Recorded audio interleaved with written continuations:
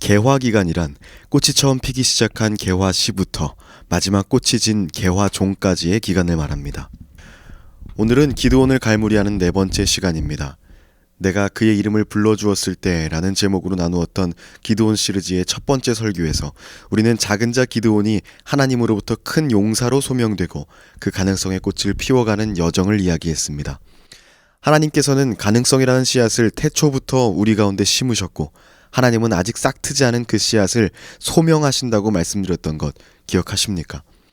김춘수 시인의 꽃이란 시를 읽어드리면서 하나님이 이름 부르셔서 다른 말로 소명하시면 그 씨앗은 꽃으로 피어난다고 이야기했습니다. 그 소명을 사명으로 바꿔낼 때 말이죠.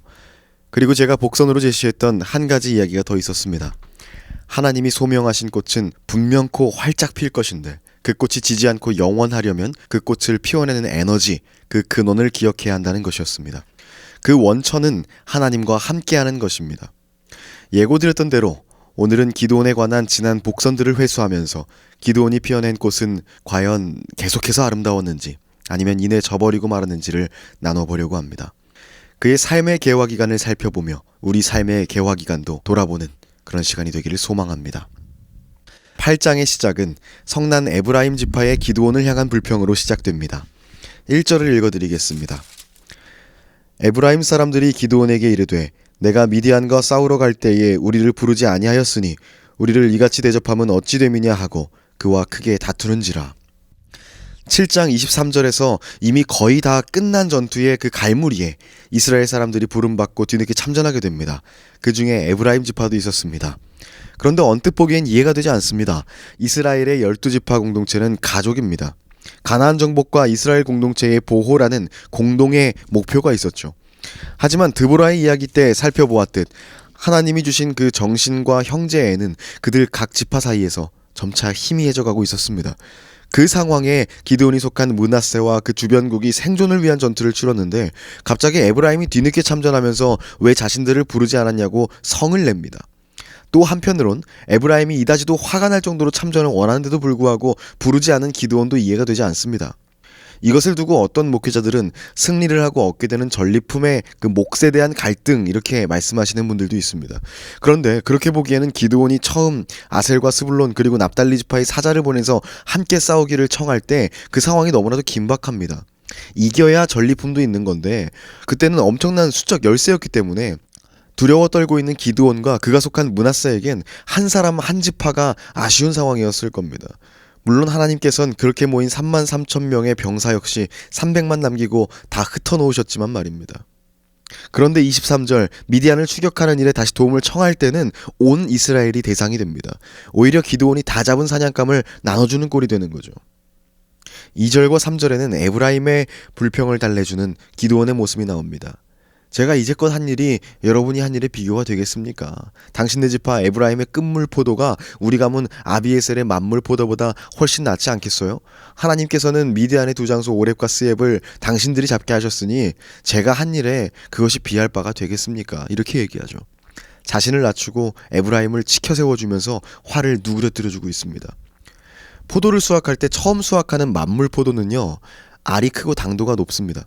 최상품을 다 걷어가고 남은 것들을 수확하는 끝물 포도는 알도 작고 당도도 떨어지겠죠.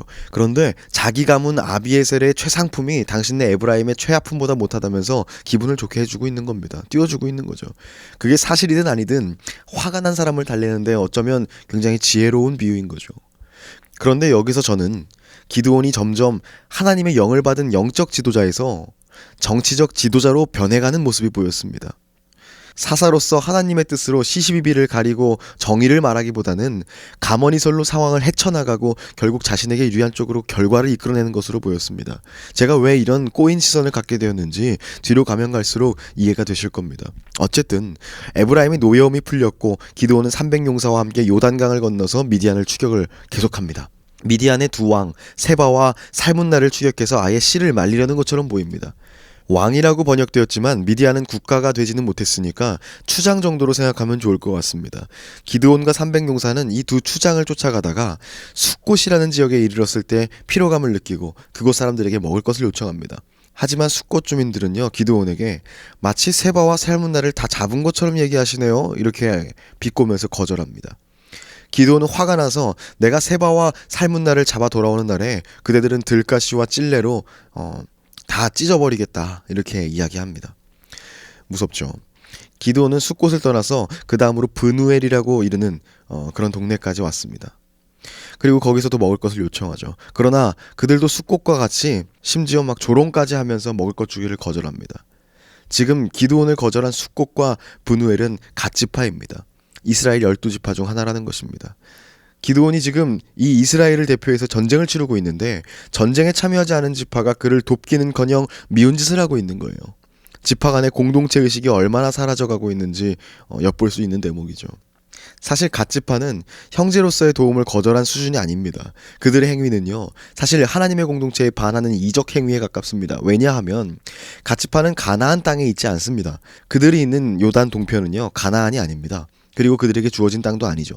그런데 민수기 32장을 보면요, 갓지파는 르우벤 지파와 더불어서 하나님께서 가라고 그 주신 땅이 아닌 자신들이 목축하기에 편한 땅 요단 동편을 선택하고 모세를 설득합니다. 그리고 거기에 눌러앉게 되죠. 그래서 그들은요, 암몬 모압과 경계를 맞대고요, 이방인들과의 왕래를 자유분방하게 하는 모습을 보입니다. 그들이 살아가기 위한 방법으로 타협해 간 것이죠.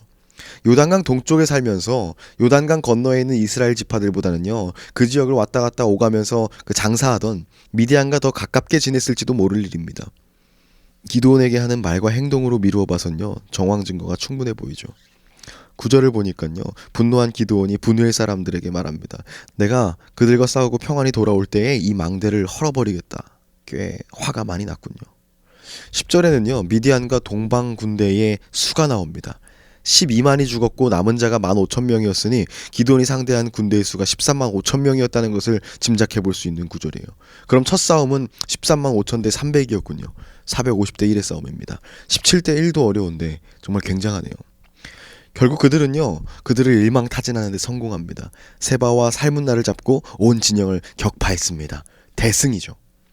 기드온은 전장에서 돌아오면서 아까 숫꽃 사람들에게 당했던 그 수모를 안갚음합니다. 기드온은 돌아오던 중 숫꽃 사람 한 그 소년을 잡아다 캐물어가지고 그것의 지도자들 70명의 명단을 확보합니다.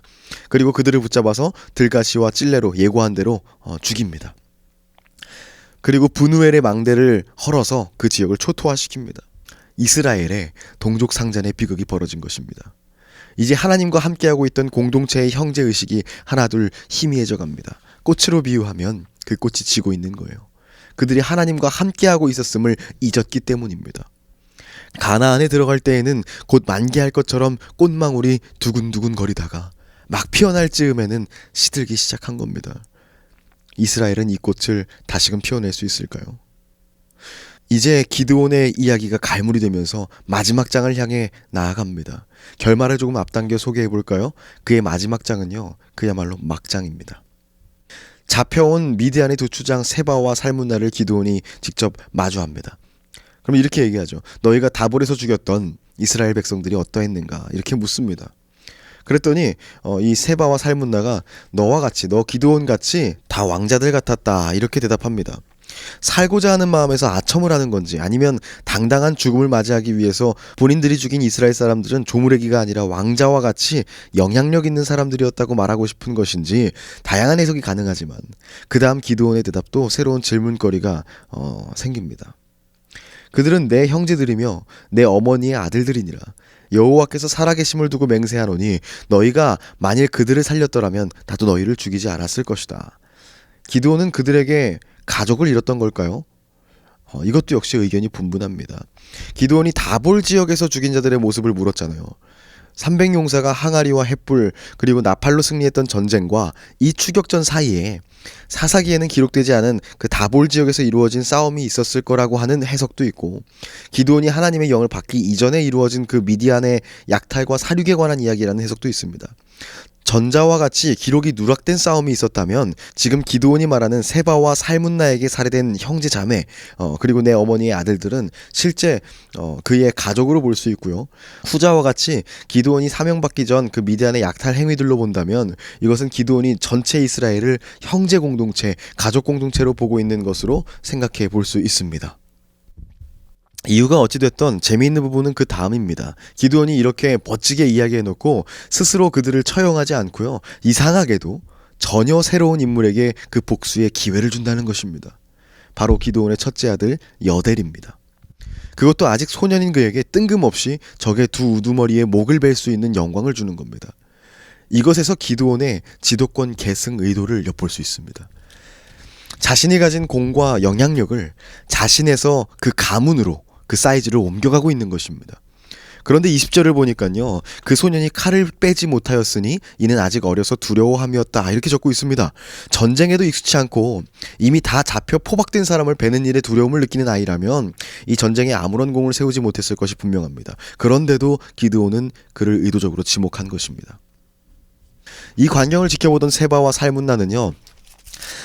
자신들의 명예를 지키고 싶었는지 기드온에게 직접 죽여줄 것을 요청합니다. 그리고 결국 기드온이 그 둘을 죽입니다.